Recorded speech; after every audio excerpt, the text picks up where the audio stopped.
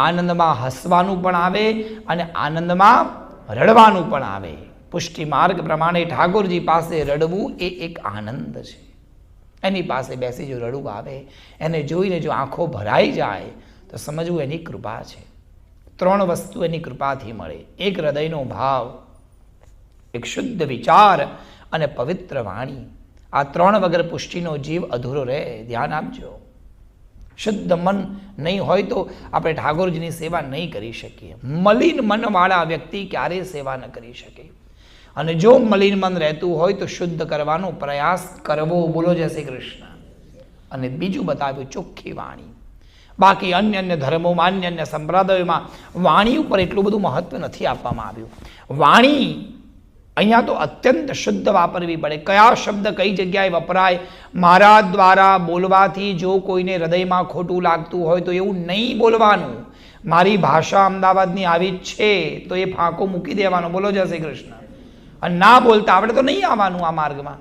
બહુ ક્યારેક આવું લાગશે, ભાઈ માફ કરજો ખૂબ મારી વાણી, પણ સત્ય છે. ના આવડતું હોય તો દૂર રહેવાનું. અહીં તો તમારી ભાષા પર પકડ જોઈએ. માલા ચડાવી દો, ના બોલાય. અમારે કાશીમાં મારી સામે બનેલી ઘટના છે. મારી સામે મારા ગુરુજી શ્યામુ બાબા, શ્યામ મનોહર મહારાજજી અને એક બહુ જ શ્રીમંત શેઠી કેટલી બધી સામગ્રી લઈને આવ્યા. અને સામગ્રી લઈ આવ્યા અને મહારાજજી સેવામાં હતા અને પડદા ટેરો હતો. ટેરાની બહારથી બોલ્યા, મહારાજ આ બધો પ્રસાદ ક્યાં મૂકવાનો છે? બોલે ઘેર લઈ જાઓ, ઘેર લઈ જાઓ.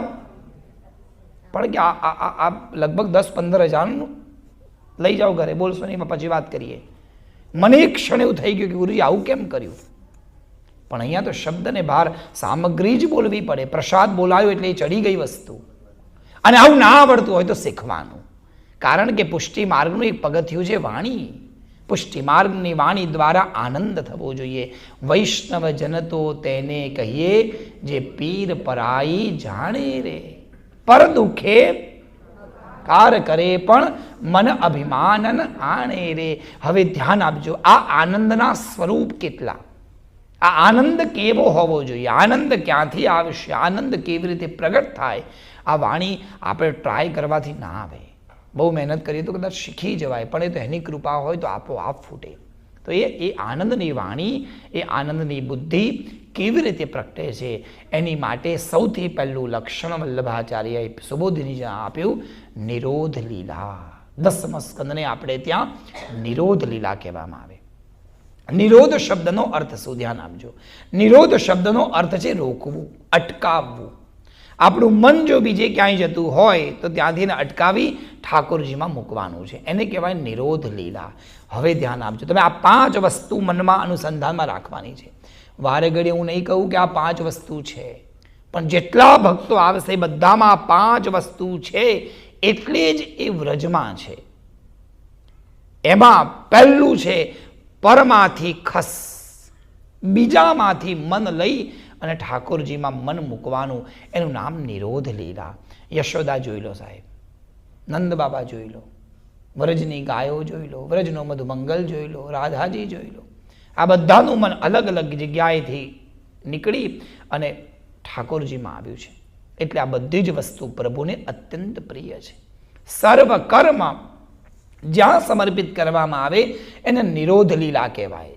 પોતાનું સંપૂર્ણ સત્કર્મ પ્રભુને અર્પણ કરીશું તો ભગવાન આપણને, આપણા તત્વને પોતાની ઉપર ધારણ કરશે. કેમ કે ભગવાન કર્મનું ફળ પૂર્ણ કરવામાં આવ્યા છે.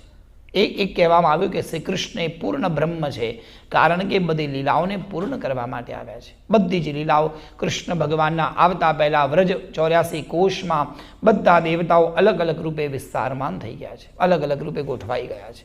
જે કંઈ વસ્તુ ઠાકોરજીના અંગ ઉપર તમને દેખાય છે એ બધી જ વસ્તુ પૂર્વ જન્મથી ફળ લઈ અને આ જન્મમાં ગોકુળ મથુરામાં આવ્યા છે. પ્રભુની કૃપા થાય તો જ વ્રજમાં વાસ મળે. વ્રજમાં રહેવું બહુ અઘરું છે સાહેબ.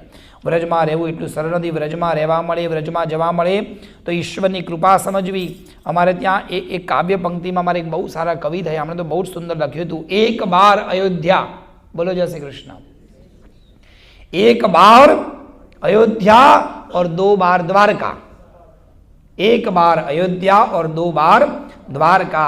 3 बार करो त्रिवेणी संगम.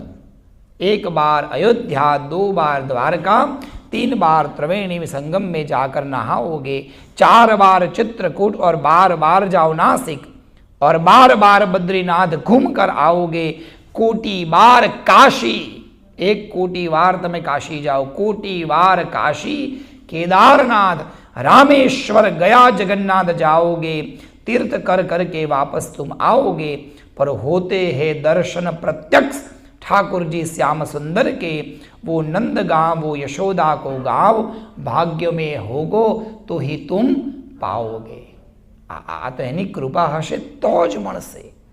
बाकी बधा तीर्थो वारंवार जईशुं, पण अमारा व्रज चोर्या सज्जनो व्रजनी जे रज छे ने ए रजनुं बहु ज मोटुं महत्व बताव्युं।